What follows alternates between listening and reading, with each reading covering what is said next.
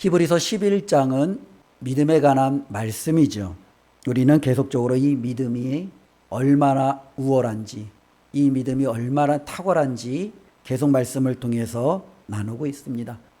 믿음은 우리가 바라는 것들을 실체화, 구체화시킨다라고 말씀해주고 있고요. 보이지 않는 것들을 보게 해주는 것이 믿음이라는 겁니다. 내가 깨닫지 못했고 알지 못했던 것을 깨닫게 하고 알게 하는 것이 믿음이죠. 믿음이 있어야 하나님을 아는 거예요. 믿음이 있어야 말씀을 깨닫는 거예요. 이 믿음이라는 것은 그만큼 너무나도 중요합니다. 지난주에는 믿음으로 제사드렸던 한 인물 아벨에 대해서 우리가 살펴보았습니다. 믿음으로 우리는 하나님 앞에 더 나은 제사를 드릴 수 있다라고 성경은 말하고 있습니다. 오늘은 바로 이 믿음의 또 다른 탁월함을 우리에게 하나님께서 가르쳐 주시는데 바로 에녹을 통해서 가르쳐 주고 있습니다. 에녹을 통해서 우리에게 가르쳐 주시는 하나님의 이 믿음은 무엇을 가르쳐 주고 있느냐? 저는 두 가지를 한번 생각해 보았습니다. 믿음은 죽음을 보지 않게 한다는 겁니다. 많은 사람들은 죽음을 두려워합니다. 죽음은 인생이 끝이라고 합니다. 그런데 믿음 앞에서 죽음은요, 아무것도 아니에요. 죽음을 이길 수 있는 것이 무엇이 있습니까? 믿음 외에는 없다라는 거예요. 믿음은 죽음을 보지 않게 하는 거예요. 두 번째, 믿음은 하나님을 기쁘시게 한다라는 거예요. 많은 사람들이 저마다 자신의 하나님을 기쁘게 하려고 수많은 애를 쓰고 노력을 할 겁니다. 우리 하나님이 기뻐 받으시는 것은 무엇이냐? 바로 저와 여러분들의 믿음이라는 거예요. 우리가 믿음을 가지고 살아갈 때 하나님은 기뻐하고 그 사람을 받으신다라는 것을 오늘 이 에녹을 통해서 우리가 함께 나누어 보려고 합니다. 먼저 이 에녹이라는 인물을 우리가 좀 살펴봐야겠죠. 어느 정도 신앙생활 하신 분들은 이 에녹에 대해서 잘 아실 겁니다. 이 에녹은 아담의 7대 손입니다. 그러니까 아담으로부터 7번째 이제 나오는 거죠. 근데 우리가 이제 이 아담의 계보를 우리가 이제 창세기를 통해서 나중에 한번 살펴보실 텐데요. 아담에게는 우리가 아는 대로 가인과 아벨이 있죠. 아벨은 가인에 의해서 죽임을 당했습니다. 그러니 아담의 후손은 가인으로 이어지는 후손이 있습니다. 그런데 하나님께서는 이 아담과 가인으로 이어지는 그 후손을 인정하지 않으세요. 그래서 하나님은요, 아담에게 새로운 아들을 주십니다. 그가 누구냐면 셋이에요. 하나님께서는 셋을 아람에게 주심으로 이제는 셋의 후손, 즉 믿음을 가진 자의 후손과 믿음을 갖지 않은 자의 후손, 이 가인의 후손이 이제는 창세기에 등장합니다. 우리가 말하면 이런 거죠. 믿지 않는 자와 믿는 자, 성도와 불신자, 이와 같은 대조가 창세기에 이미 나타나기 시작합니다. 그런데 문제는요, 이 가인의 후손은요, 막강한 힘을 가지고 있다는 거예요. 세상의 군사, 사회, 여러 가지 경제, 이 모든 것들을 쥐고 있는 게 가인의 후손들이에요. 그래서 성경을 보면 이 가인의 후손 가운데 지도자가 나오고, 가인의 후손 가운데 군사적인 힘을 가진 자가 나오고, 가인의 후손 가운데 막강한 경제력을 가지고 사람들 위해 군림하는 사람들이 등장하는 것을 바라보죠. 그의 반면에 셋의 후손은요, 상당히 이들에 비하면은요, 연약해요.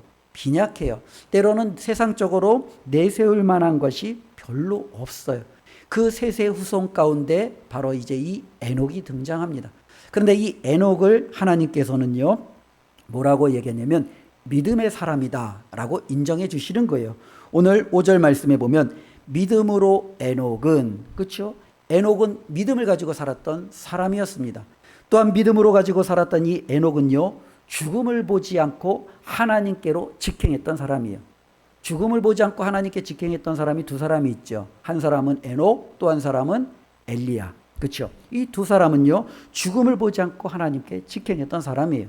또 한편으로 이 에녹을 가리켜 하나님은 하나님을 기쁘시게 하는 자라라는 하나님의 인정을 받았다라는 거예요. 바로 이 에녹이라는 거예요. 그런데 우리가 한번 살펴보면 이런 부분이 있어요. 사람은 살다 보면은요, 삶의 전환점이라는 게 있거든요. 그렇죠? 때로는 평범하게 살다가도 어떠한 큰 사건을 통해서 그의 삶이 완전히 바뀌는 때가 있어요. 에녹의 삶이 어쩌면은 바로 그와 같은 삶이에요. 우리 창세기 5장 21절, 22절 우리 한번 읽어볼까요? 다 같이 시작.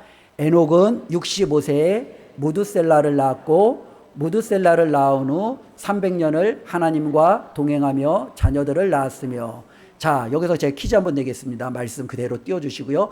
에녹은 이 땅에서 몇 년을 살았죠? 예, 365년을 살았어요. 그렇죠? 예, 365년, 뒤에 300년이라고 하면 안 돼요. 그렇죠? 65세에 무두셀라를 낳기 때문에 그 이후에 300년, 그러니까 365년을 살았어요. 자, 또 문제 내겠습니다. 이 에녹은 몇 년을 하나님과 동행하며 살았죠? 그럼 365 빼기 65. 그러면은 365 빼기 300. 그러면은 65년이 남잖아요. 65년은 하나님과 동행했어요, 안 했어요? 안 했죠. 말씀을 보십시오. 에녹은 65세에 무두셀라를 낳았고 무두셀라를 어떻게 해요? 낳은 후 300년을 하나님과 동행. 그 이전에는 하나님과 동행하지 않았어요. 그러니까 이 에녹의 삶의 전환점이 있어요. 그건 바로 뭐예요?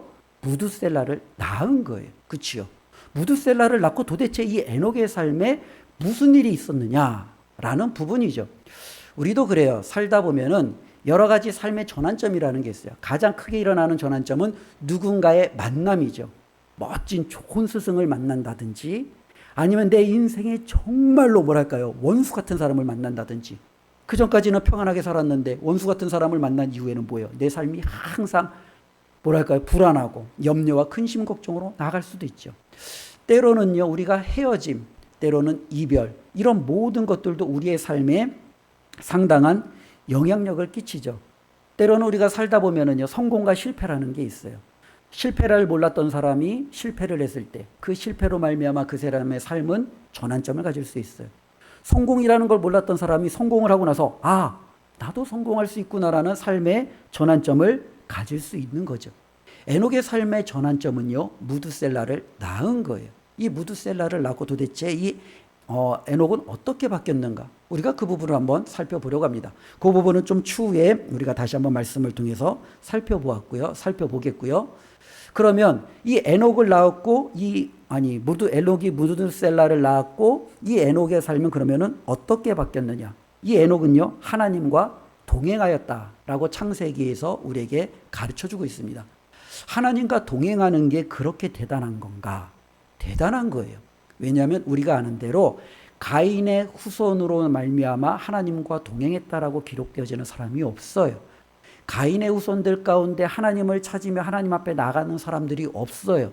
가인의 후손들 가운데는 어떤 사람이 나타나냐면 가인의 후손 가운데 라멕이라는 사람이 나오는데 이 라멕이 일부 다처제를 그가 도용을 합니다.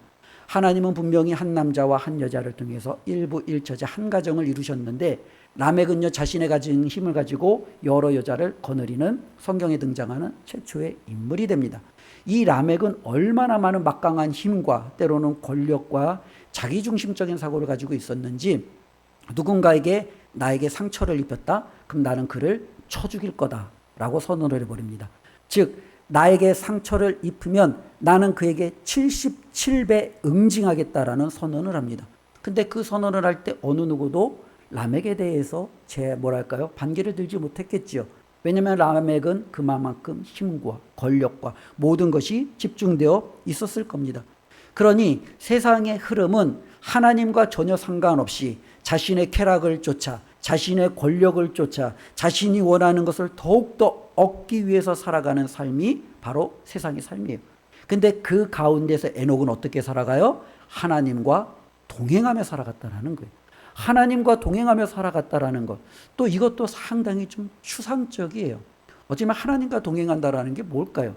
날마다 기도하고 날마다 말씀 듣고 날마다 하나님 앞에 하나님을 묵상하며 살아가는 삶인가?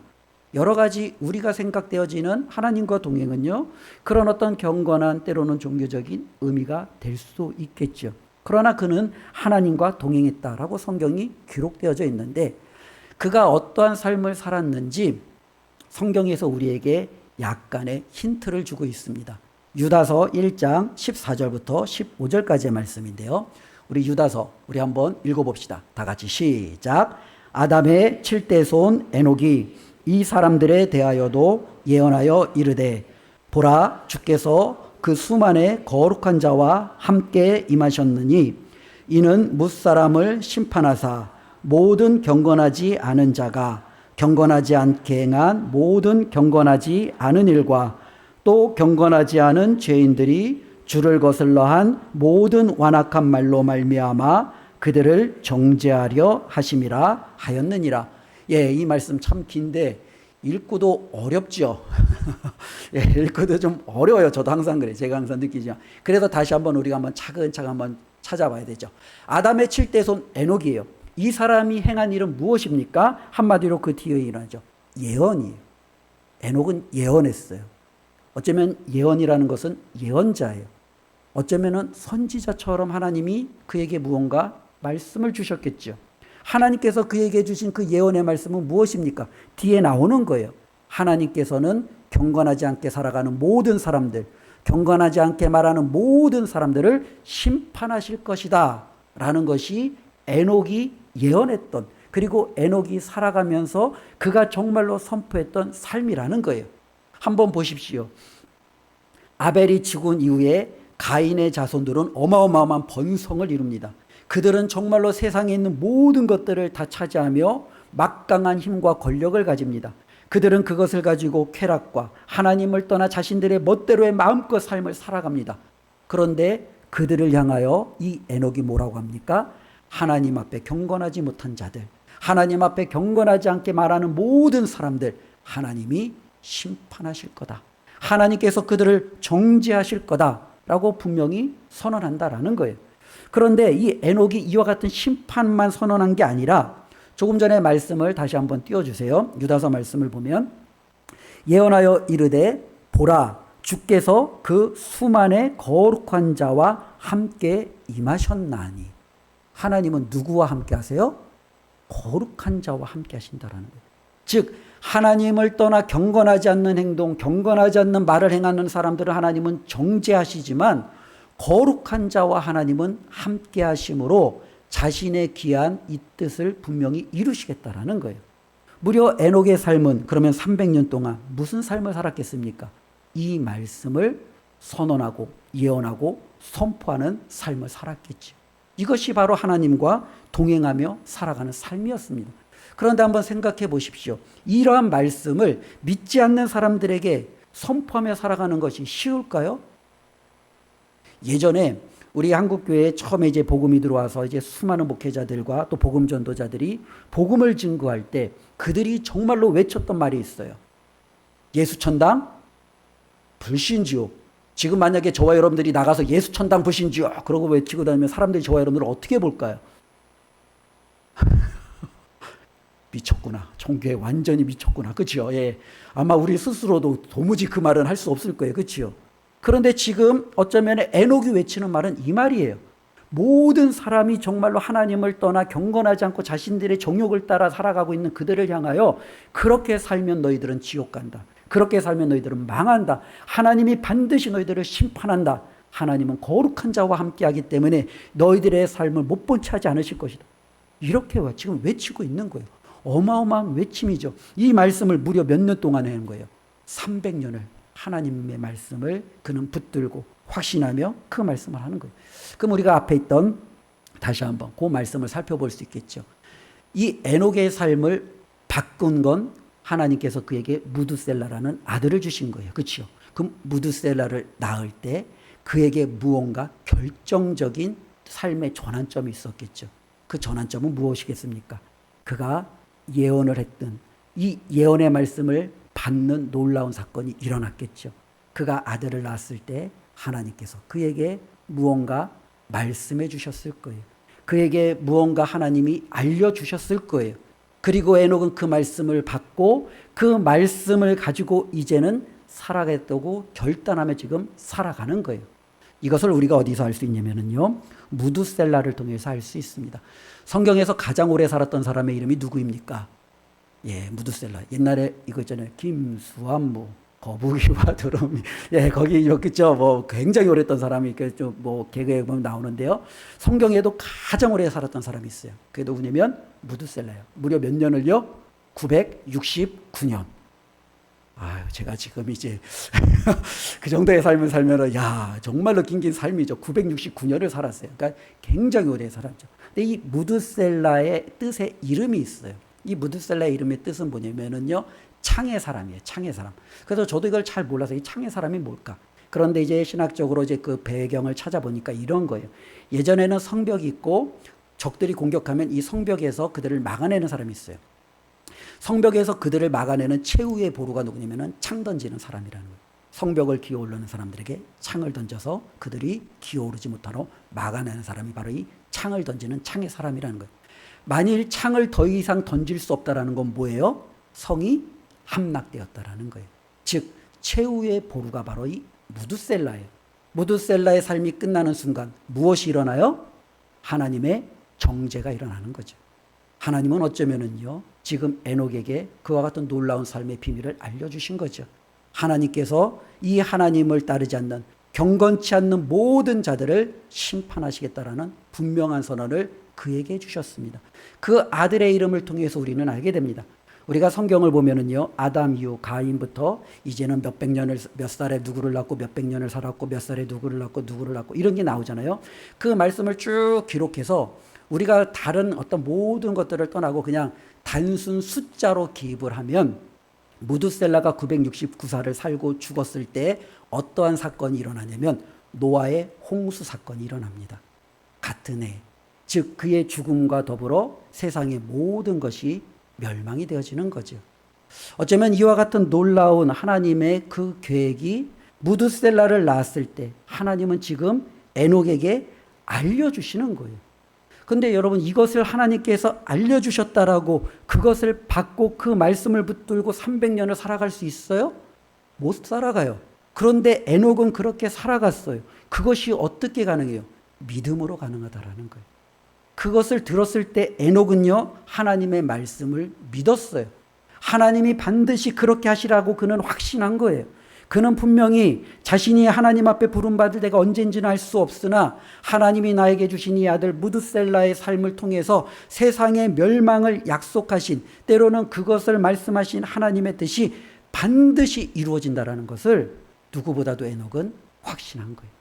우리 한번 6절 말씀 다시 한번 봅시다. 우리 6절 말씀 한번 읽어보도록 할게요.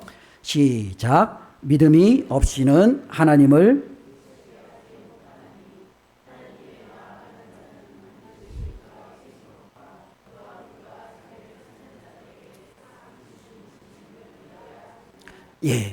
바로 에녹의 믿음의 두 가지 측면을 우리에게 강조해주고 있습니다. 에녹은 무엇을 믿었느냐? 하나님은 존재하신다. 이것을 믿었어요. 특별히 수많은 사람들은 하나님의 존재를 믿지 않아요. 하나님의 살아계심을 받아들이지 않아요. 에녹이 살던 시대에도 대부분의 사람들은 하나님의 존재를 믿지 않아요. 하나님의 이름조차 부르지 않아요. 그들은 하나님과 별개의 삶을 살아가요. 그때 에녹은 하나님이 존재하신다는 것을 그는 믿었어요. 두 번째, 그 에녹은요 하나님을 찾는 자에게 하나님은 상 주신다. 결코 그들을 외면하지 않는다라는 그 사실을 그는 어떻게 해요? 믿었어요. 그렇기 때문에 그는 자신의 남은 모든 생애를 내가 하나님을 붙들어도 하나님이 결코 나를 외면하지 않으실 것이다라는 그 확신을 가진 그 믿음이 바로 이 에녹에게 있었다라는 겁니다. 그래서 에녹은 살아가는 거예요. 하나님 앞에, 하나님, 저는 하나님이 존재하심을 믿습니다. 제가 그 하나님을 붙들 때 하나님께서 반드시 내가 하나님을 붙든 그것에 대한 합당한 대응을, 보상을, 상을 주심을 저는 믿습니다. 그러기에 하나님, 저는 하나님이 지금 나에게 주신 그 말씀 붙들고 나의 모든 생애를 하나님의 말씀대로 제가 살아내겠습니다. 그러면서 그는 살아내는 거예요. 세상 사람들이 경건하지 못한 행동을 할 때 그는 하나님이 기뻐하시는 경건한 삶을 위해서 더 애썼겠죠. 세상 사람들이 경건하지 않는 말들을 입에 담고 살아갈 때 그는 어떻게 해서든지 거룩하고 하나님이 기뻐하시는 말들을 입에 담으며 살아갔겠죠. 세상 사람들은 세상의 소망을 두고 세상의 것을 움켜쥐고 그것이 자신들의 삶의 전부다라고 생각할 때 에녹은 하나님이 말씀하신 그 심판을 바라보며 그 심판이 아닌 하나님이 약속하신 거룩한 자들이 하나님과 함께하는 그 상을 바라보며 하나님의 말씀을 붙들고 세상 사람들에게 그 하나님의 말씀을 선언하며 살아가는 거죠. 이게 바로 믿음이었다라는 겁니다. 이게 바로 에녹에게 주어졌던 하나님의 놀라운 축복이라는 거예요. 저와 여러분들에게도 하나님께서 놀라운 은혜를 주셨습니다. 에녹의 삶에 결정적으로 하나님이 그의 삶에 말씀을 주셨고 이 말씀을 그가 받고 그 말씀을 붙들고 살아갈 수 있는 전환점을 주셨던 것처럼 우리의 삶에도 하나님께서 분명한 전환점을 주셨지요. 그것은 예수 그리스도를 저와 여러분들에게 알려주시고 우리가 그분을 바라보고 붙들고 살아갈지 아니면 세상 사람들처럼 그냥 무시하고 살아갈지 하나님은 저와 여러분들에게 그와 같은 기회를 그와 같은 믿음을 우리가 정말로 결단할 수 있는 삶을 허락해 주셨다라는 겁니다. 다시 한번 이 세상을 바라보면서 우리는 어떻게 살아가야 되는지 에녹을 통해서 비교해 볼 수 있는 거예요. 이게 에녹이 살던 시대나 지금 우리가 살던 시대나 똑같아요. 에녹이 살던 시대에도 대부분의 사람들은 이 세상에서 성공을 위해서 살아가는 거예요. 그때 에녹은 하나님과 동행하는 것을 선택한 거예요. 오늘날에도 대부분의 사람들은 세상에서 잘 되기를, 세상에서 자신들이 원하는 것을 움켜쥐기며 살아가는 것을 선택을 해요. 우리가 선택해야 될 것은 그것이 아니겠죠. 하나님을 향한 믿음을 가지고 하나님의 말씀을 바라보면서 살아가는 거예요. 세상에 있는 모든 사람들은 눈에 보이는 것을 정말로 그들은 그것을 가지고 살아가요. 에녹은 눈에 보이지 않지만 하나님이 주실 장차 그 상을 바라보며 그는 살아가는 거예요.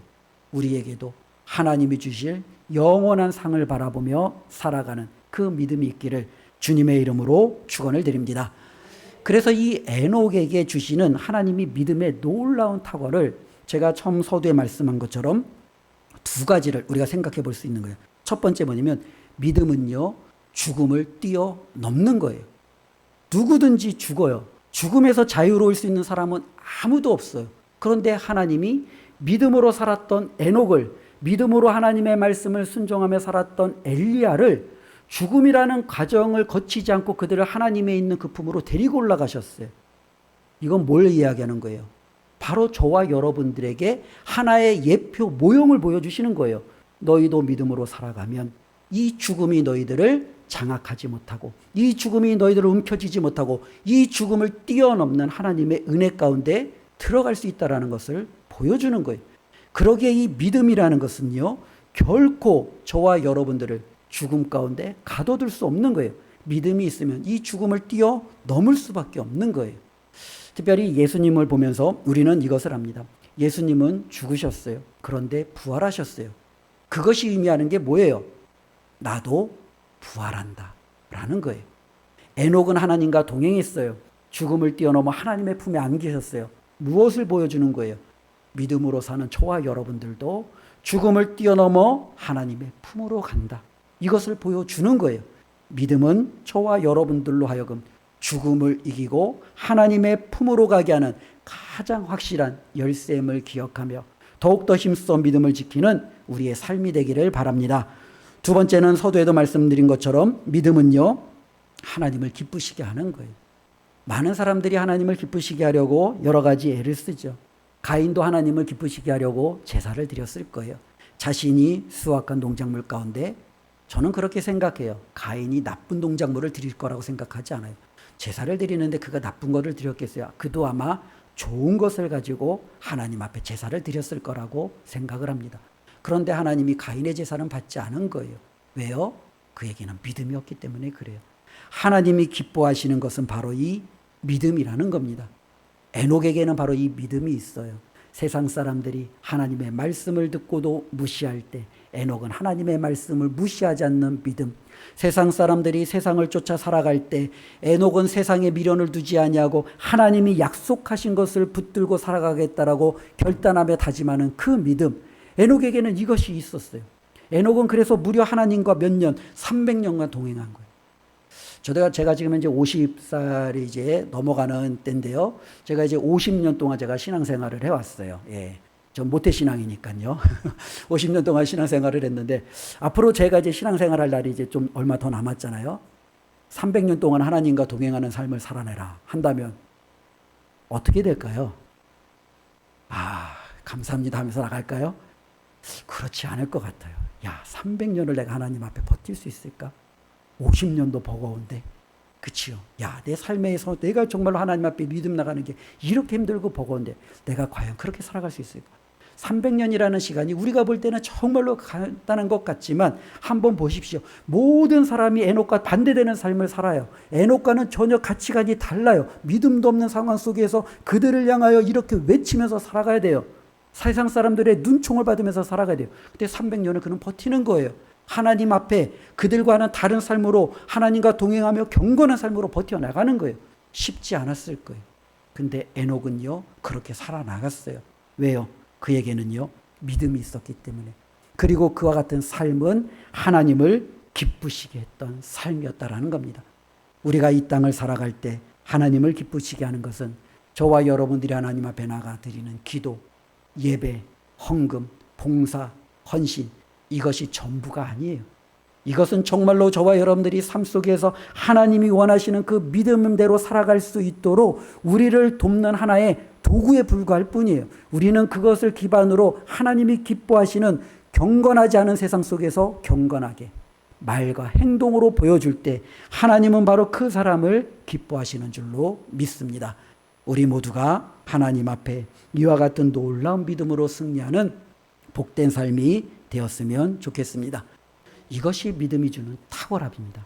믿음을 가진 저와 여러분들 죽음을 두려워할 필요 없어요. 세상 가운데 못 가진 것으로 우리가 아쉬워할 필요가 없어요. 하나님이 거룩한 자들과 함께 임하실 때 우리는 하나님이 주실 그 놀라운 상을 기대하며 그것을 우리가 정말로 마음껏 누리고 하나님과 더불어 정말로 살아갈 것을 꿈꾸며 이 땅에서 끝까지 믿음으로 승리하시기를 주님의 이름으로 축원드립니다. 기도하겠습니다. 하나님 감사합니다. 오늘도 믿음으로 살았던 한 사람 에녹을 살펴보았습니다. 정말로 쉽지 않았을 터인데 그는 하나님의 말씀을 받은 후 그의 삶을 완전히 바꾸었습니다. 그 이전까지 하나님과 동행하지 못했던 사람이 이제는 하나님이 부르시는 그날까지 하나님과 동행하며 살아내었습니다. 하나님, 우리도 하나님이 주신 진정한 진리 예수 그리스도를 통하여 우리의 삶이 완전히 바뀐 줄로 믿습니다. 하나님 앞에 서는 날까지 이 예수 그리스도를 끝까지 붙들며 하나님이 우리에게 주신 이 믿음을 끝까지 붙들며 하나님 앞에 경건하게 하나님과 동행함으로 하나님이 기뻐하시는 삶을 살아나도록 도와주시옵소서. 예수님의 이름으로 기도드리옵나이다. 아멘.